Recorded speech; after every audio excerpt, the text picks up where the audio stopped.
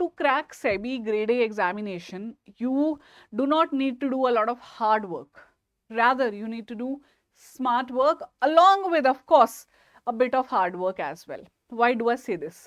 देखिए, सेबी का जो पैटर्न है वो काफी अलग है बाकी एग्जाम से. अगर आप देखेंगे यहाँ अभी तक डिस्क्रिप्टिव नहीं आया है फेज 2 में, और फेज 1 में जो सब्जेक्ट्स आ रही हैं पेपर 2 में वो बिल्कुल सिमिलर हैं फेज 2 के सब्जेक्ट्स के साथ में. तो ये जो पैटर्न है ना वही अलग है. Just like the eligibility of this examination, every graduate can not apply for it. तो कितने सारे कैंडिडेट्स का तो सपना ही है कि काश मैं भी अप्लाई कर पाता. एक ग्रेजुएट आरबीआई में अप्लाई कर सकता है ग्रेड बी पोस्ट के लिए, नाबार्ड में ग्रेड ए के लिए, लेकिन सेबी में आप असिस्टेंट मैनेजर पोस्ट के लिए अप्लाई ही नहीं कर सकते अगर आप स्पेसिफिक एलिजिबिलिटी फुलफिल नहीं करते हो. अगर स्पेसिफिक एलिजिबिलिटी के बारे में आपको नहीं पता है तो आपको हमारे चैनल को जरूर सब्सक्राइब करना चाहिए. पता है तो भी कर लीजिए, बहुत अच्छा कंटेंट यहाँ मिलेगा आपको. And you must download our mobile application so that you can get hold of the content जो एग्जाम में काम आएगा. और उसके अलावा हमारे पेड कोर्सेज भी आपके थ्रू आपको एक डिस्काउंटेड रेट पे मिल जाते हैं. Now coming back to the points that I was discussing with you, SEBI grade A preparation. मैं आज आपको 4 ऐसी चीजें बताने वाली हूं जो डेफिनेटली आपको अपनी प्रिपरेशन में इनकॉर्पोरेट करनी है. Rather you will be really able to relate with it अगर आप तैयारी शुरू कर चुके हो या पहले आपने पेपर दिया है, क्योंकि ये एग्जामिनेशन सिर्फ और सिर्फ आपका हार्ड वर्क, सिर्फ और सिर्फ आपका रट्टाफिकेशन, आपके कॉन्सेप्ट अंडरस्टैंडिंग नहीं मानता.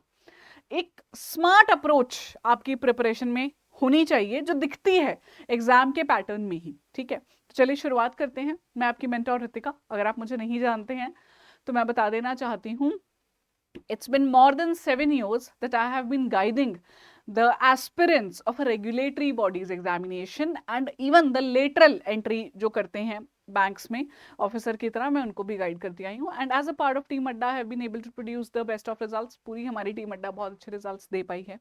ठीक है, तो चलिए फिर शुरू करते हैं. मैं क्विकली आपको एक बार पैटर्न रिविजिट करवा देती हूँ. फेज 1 आपका ऑब्जेक्टिव है which is qualifying in nature. ठीक है, फेज 1 निकालना सेबी का बहुत मुश्किल नहीं होता है क्योंकि इनका पैटर्न ही इस तरीके का है कि अगर आप मिनिमम कट ऑफ क्लियर कर लेते हैं पेपर 1 पेपर 2 की तो आपको फेज 2 का कॉल आ ही जाएगा. And because already number of candidates कम है जो अप्लाई कर रहे हैं because of the eligibility criteria, तो काफी बच्चे फेज 1 निकाल लेते हैं और फेज 2 तक जाते हैं. लेकिन रियल हर्डल आपका फेज 2 में शुरू होता है क्योंकि फेज 2 में एक तो ज्यादा इन डेप्थ क्वेश्चंस आते हैं, प्लस उसके मार्क्स काउंट होते हैं आपकी सिलेक्शन में. फेज 2 के मार्क्स, फिर यहां से शॉर्टलिस्ट होके आप जाएंगे इंटरव्यू के लिए. ठीक है, तो जो आपका फेज 1 का पैटर्न है आप देखिए यहाँ पे पेपर 1 में आता है क्वांट, रीजनिंग, इंग्लिश, जीए, राइट. और 100 नंबर का आपका ये पेपर है. 1 घंटा आपको मिलता है इसे अटेम्प्ट करने के लिए, लेकिन यहाँ पे कट ऑफ रखी गई है 30%, विच इज ऑल्सो नॉट सेक्शनल. तो ओवरऑल 100 में से अगर आपके 30 मार्क्स आ गए क्यूआरई जीए के मिला के तो आप क्वालिफाइड हो. आपका पेपर 2 चेक होगा. अब पेपर 2 में आपके सब्जेक्ट्स आ रहे हैं. अगर जनरलिस्ट पोस्ट के लिए दे रहे हो then you have to appear in the paper which includes commerce, accountancy, finance, management, economics, companies act.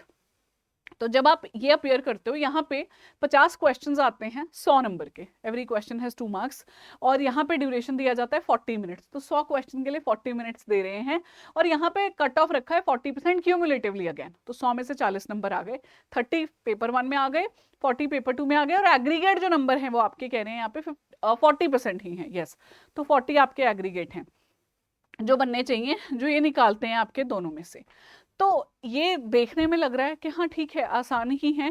Actually उतना मुश्किल ये है भी नहीं क्योंकि यहाँ पे इन्होंने आरबीआई की तरह सेक्शनल कट ऑफ नहीं रखी है. इवन अगर आप देखो नाबार्ड में आपकी अलग अलग कट ऑफ रख दी गई है, सेक्शनल और फाइनल. यहाँ पे इन्होंने क्लियर रखा है 30% या 40% या ओवरऑल 40. तो आप आ रहे हो फेज 2 में बैठने के लिए और जाते भी हैं बहुत बच्चे. पर फेज 2 में कहाँ फंसते हैं?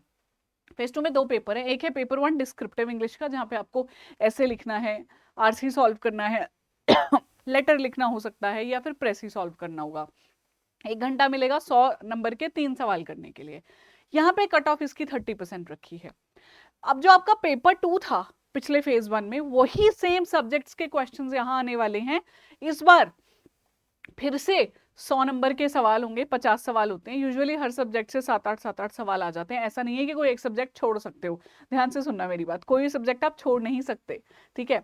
और यहाँ आपको मिल रहा है 90 मिनट्स, पिछली बार इन्होंने आपको 40 मिनट्स दिए थे, यहाँ पे आपको 90 मिनट्स दे रहे हैं। इसका मतलब क्या है, पेपर का लेवल ऑफकोर्स हायर होने वाला है, हायर लेवल का पेपर होगा तभी इतना समय दे रहे हैं आपको। ये 1 घंटा डिस्क्रिप्टिव में दिया, यहाँ पे सवाल सॉल्व करने के लिए 1.5 घंटा दे दिया इन्होंने आपको।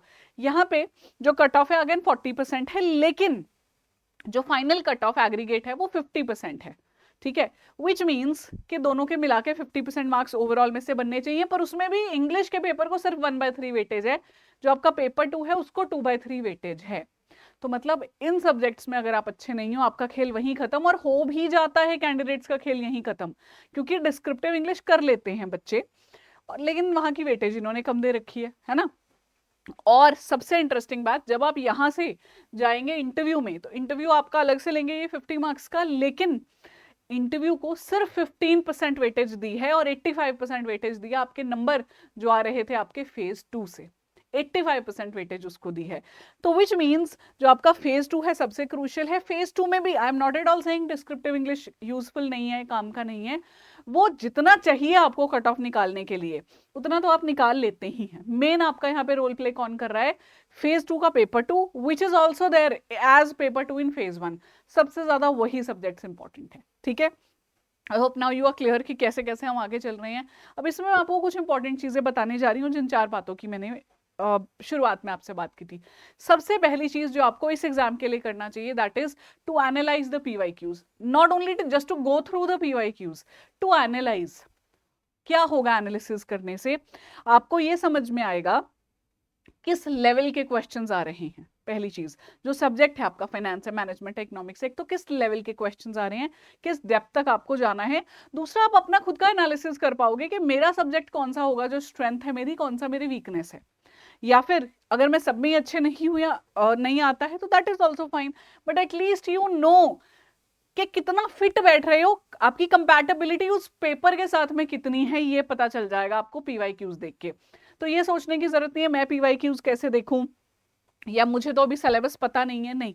आप जब पेपर को गो थ्रू करते हो तो आपको लेवल पता चल जाता है पेपर का, और लेवल के साथ साथ आपको अपना लेवल भी समझ में आ जाता है। तो इट्स वेरी वेरी क्रूशियल कि आप प्रीवियस ईयर क्वेश्चंस की डाउनलोड करें बुकलेट, अड्डा की आपसे मिल जाएगी आपको फ्री स्टडी मटेरियल में, and go through that, YouTube sessions conduct किए गए हैं उस पर। फिर in your preparation you have to prioritise paper 2। Prioritise करने का मतलब क्या हुआ कि हम सबसे ज्यादा फोकस करेंगे, सबसे ज्यादा समय प्रिपरेशन का देंगे पेपर 2 के सब्जेक्ट्स को, ठीक है। इट डज नॉट मीन कि मैं कह रही हूँ कि QREGA मत पढ़ो या डिस्क्रिप्टिव इंग्लिश मत करो। आपको आइडियली करना क्या चाहिए, पेपर 2 का सब्जेक्ट स्टार्ट कर दिया आपने, simultaneously quant, reasoning, English, GE 1 by 1 cover करते रहो। जब वो हो जाए तो डिस्क्रिप्टिव इंग्लिश कर लो, ठीक है। डिस्क्रिप्टिव इंग्लिश वैसे आपका फेज 1 हो जाए, उसके बाद जो फेज 2 के लिए समय मिलता है उसमें भी हो सकता है डेली एक ऐसे लिखोगे तब भी तैयार हो जाएगा आपका, ठीक है। तो QREGA और साथ में एक सब्जेक्ट अपना फेज 2 का एक एक करके खत्म करते जाओ।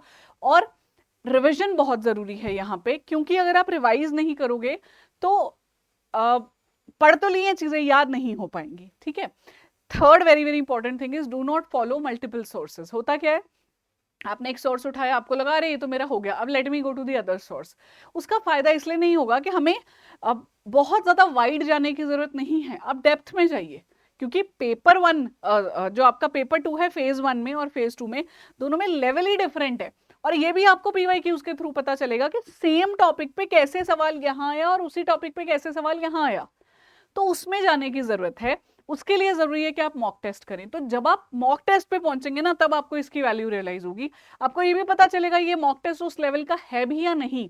And once you know the PYQs you have covered your syllabus, आपको पता है कौन सा मॉक टेस्ट आपके लिए अच्छा है, कौन सा नहीं है। मल्टीपल क्वेश्चंस के थ्रू आपको ये तैयारी करनी चाहिए।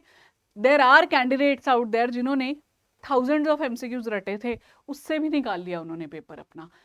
आई एम नॉट अप्रिशिएटिंग कि हाँ सिर्फ MCQs पढ़ के जाओ, लेकिन MCQs की रेलेवेंस बता रही हूँ कि इतनी है। तो ये 4 चीजें डेफिनेटली आपको अपनी तैयारी में करनी चाहिए।